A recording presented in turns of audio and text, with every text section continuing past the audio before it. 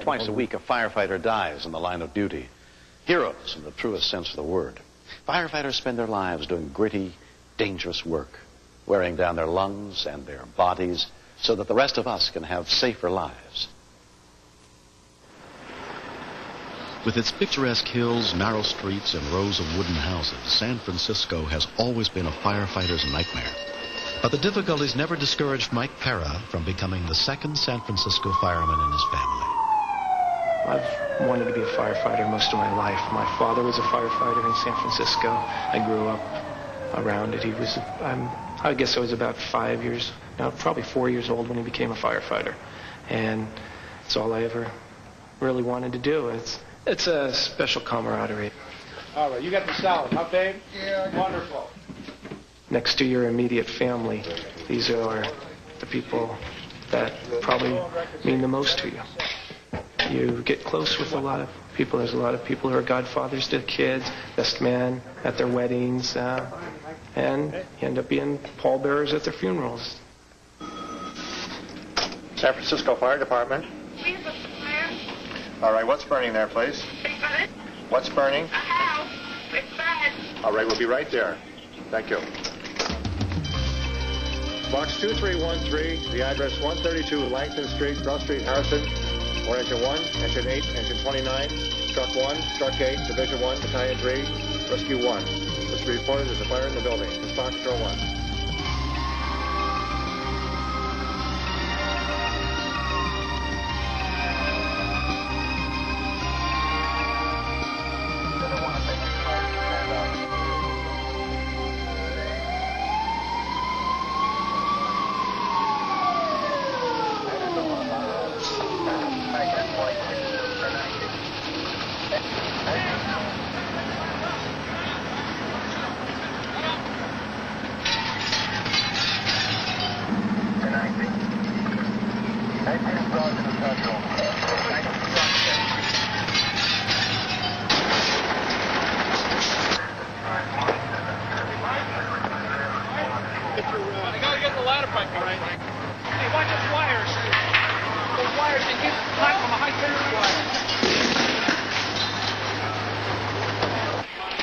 Sometimes it looks like we're doing more damage than the fire caused, but we have to make sure that the spread of fire hasn't extended. Sometimes it gets going and you don't realize it for a couple of minutes how far it's spread. If it's burning, a lot of times it doesn't give off smoke, so you have to tear open things and break things just to check it out.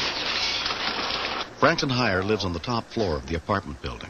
They are chopping my roof down. I know it. I'm watching them.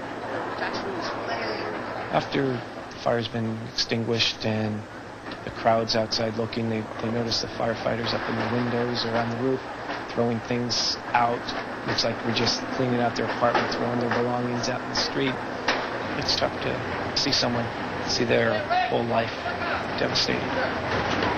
Oh, that's why, because they tore your closet too long. Which one's your apartment? That one, mine's the next one. There's probably nothing left inside, you realize. Yeah, he knows.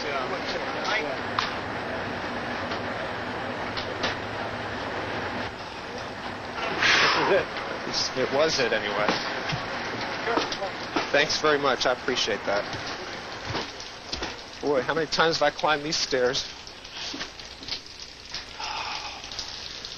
Wow. Oh, no! Look at this place. I was going to clean today. I guess I don't have to. All my electronic stuff is basically right here. Stereo, television, everything. It looks pretty melted. There's my car keys hanging on the wall. Somebody found them. High point of my day, man. Save as much as you can. I really appreciate that. You guys are good, you know. Thanks a lot. Wonderful light works now. It does, doesn't that figure? All right, I'll be down in a minute.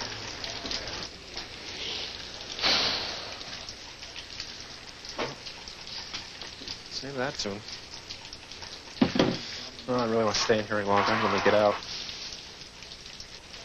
Embers from the ceiling have gotten embedded in Mike's right eye.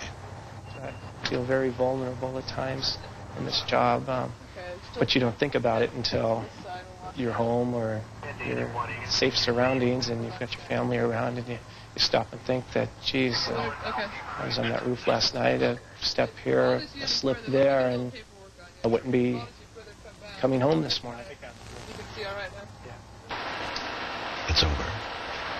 Franklin heads for a friend's house with one box containing all he was able to salvage from his home and his life.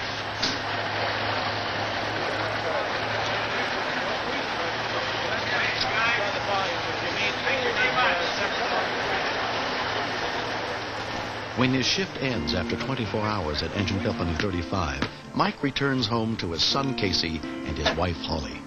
When Mike has to deal with victims on the street or victims at a fire who have lost everything or lost their health or lost a loved one, it does affect him. He seems to be very appreciative for his own life and his own family, and I think it always feels good for him to get home. Every night that he's on duty, we do speak at 10 or 11 o'clock at night and tell each other that we love each other before we go to bed, because as much as I know that he's as careful as he can be, there's situations that both of us can get into that we don't have any control over, and I may not see him again. Mike makes an effort to stay in shape. Smoke and stress are hard on firefighters and can take years off their lives. His father died of a work-related heart attack at just the age Mike is now. But even off-duty, Mike can't resist responding to a passing siren. I'd never consider going into another line of work because of the danger, because of anything that could happen. That's part of me. And somebody has to do it, and I still enjoy doing it. So as long as it's enjoyable, I'll continue. I've resolved myself to the fact that I've lost a major part of my life.